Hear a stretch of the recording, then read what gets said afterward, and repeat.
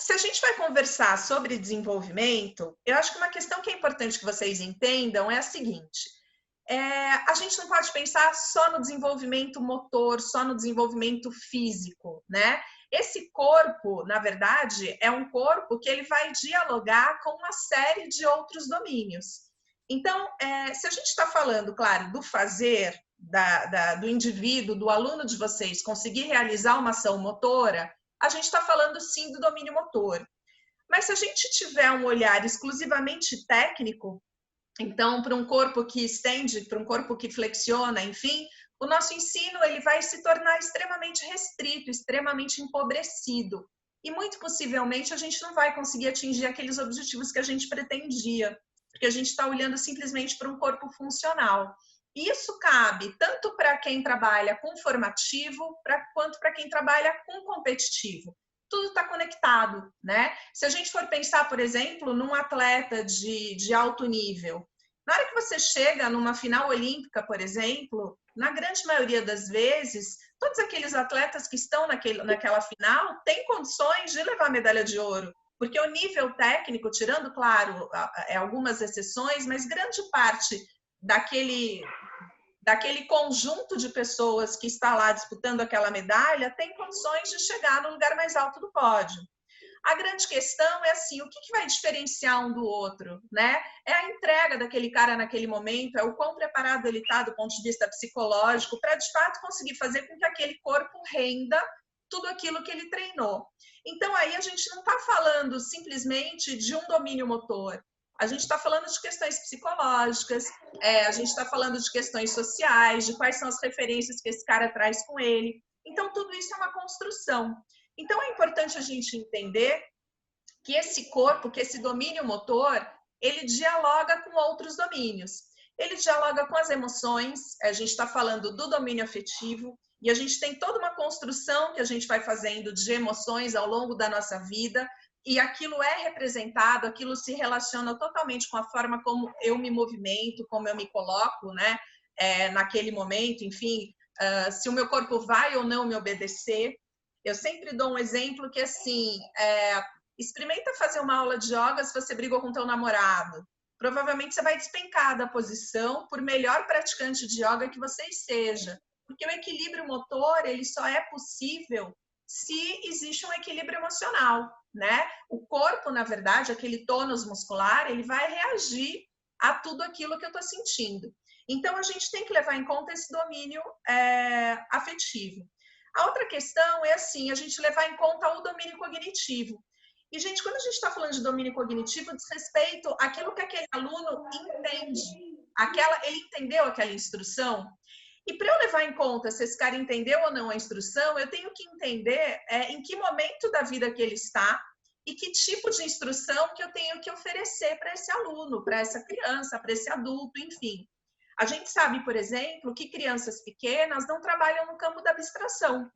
Então, se elas não trabalham no campo da abstração, a fala é insuficiente para que essa instrução seja recebida de uma forma que essa pessoa consiga decodificar essa informação e transferir aquilo para aquele corpo. Ela não faz essa decodificação. Então, eu tenho que... É por isso que quando a gente trabalha com crianças pequenas, a gente demonstra, né? A gente usa outros recursos além da nossa fala. Depois a gente vai combinando a fala com essa demonstração, até que finalmente a fala, normalmente, ela vai ser suficiente. Embora muitas vezes a gente também precise recorrer ao corpo. Principalmente esses corpos que foram pouco usados, né? Que estão menos funcionais, que não têm um histórico tão grande assim com atividade física. Então, essa inteligência corporal, ela literalmente não foi desenvolvida. Então, eu preciso recorrer aí a demonstrações para que eu consiga fazer com que esse aluno atinja, tenha esse alcance dessa informação. Aí a gente está falando, então, do domínio cognitivo. A gente também tem um outro domínio que é fundamental, que é o domínio social. Então, o social, gente, ele diz respeito aos relacionamentos, né? É muito difícil a gente se garantir sozinho. Eu estou aqui hoje falando literalmente para um computador, imaginando que vocês todos estão aí. Estou vendo as carinhas de vocês aqui. Mas sozinho, eu falando com uma câmera, já fiz isso algumas vezes, não é tão agradável assim. Como é que você lida com isso? Você começa a imaginar o teu interlocutor lá do outro lado. Caso contrário, você não vai ficar falando sozinho com a parede. A gente precisa do outro. E a gente precisa do outro também para se assegurar, né? Então, é importante a gente entender se nessas aulas a gente está conseguindo prover isso para os nossos alunos, relacionamentos, para que eles se sintam mais seguros e isso se expressa no corpo deles. E, finalmente, a gente tem que levar em conta também o domínio moral. O domínio moral, gente, ele é fundamental. A moral, ela assegura. Num ambiente onde existe um caos, um ambiente caótico, é um ambiente, assim, que eu não consigo me sentir segura, eu não me sinto seguro no caos. E esse asseguramento, ele se reflete no corpo. É interessante a gente entender a importância do domínio moral também na questão dos limites. A gente tem hoje uma geração de jovens que receberam uma educação extremamente permissiva, né? A gente vinha aí de uma educação muito autoritária, aí de repente veio uma geração de pais criados nessa geração autoritária que descambou para o outro lado do excesso da permissividade. E eu espero que em algum momento a gente consiga buscar esse equilíbrio. Esses polos, né, eles acontecem, fazem parte aí do desenvolvimento, são normais, né? A gente vai para um polo, vai para um extremo, vai para o outro, até que finalmente a gente tenda a um equilíbrio, a um centro, mas um equilíbrio dinâmico, né? Quer dizer, não aquela coisa estanque, alguma coisa que ora vai para um lado, ora vai para o outro, mas que você tem uma linha mestra aí para seguir.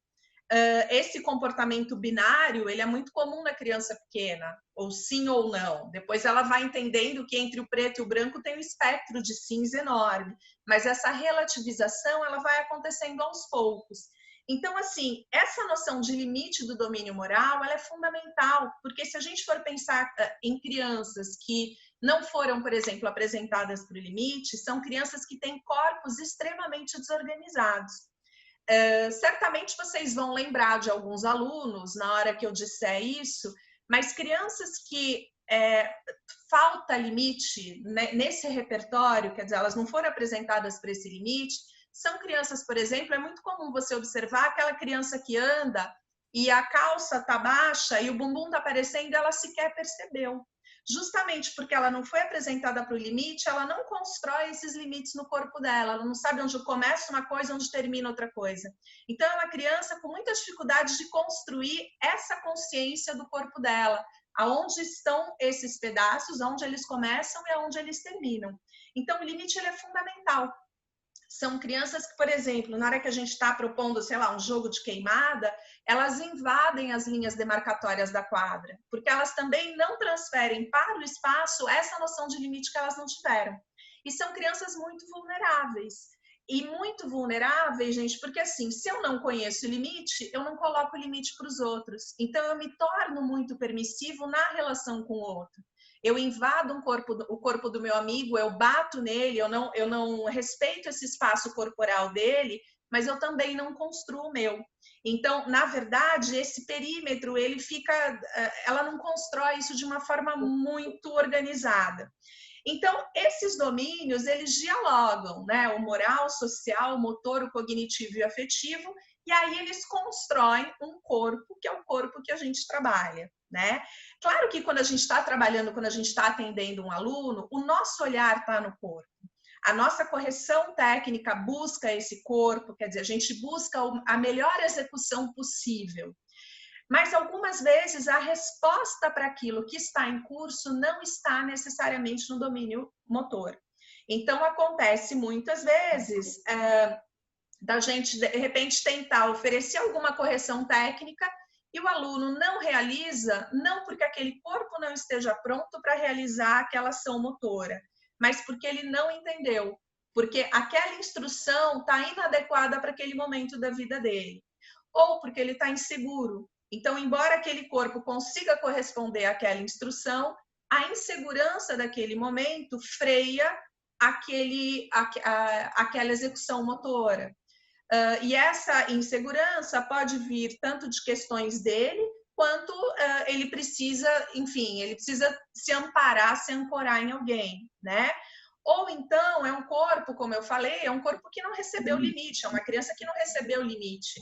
Então ela não consegue construir aquela informação naquele corpo porque ela sequer construiu aquele perímetro dela, né? Então, e outras vezes não, outras vezes a dificuldade está realmente na execução motora, né?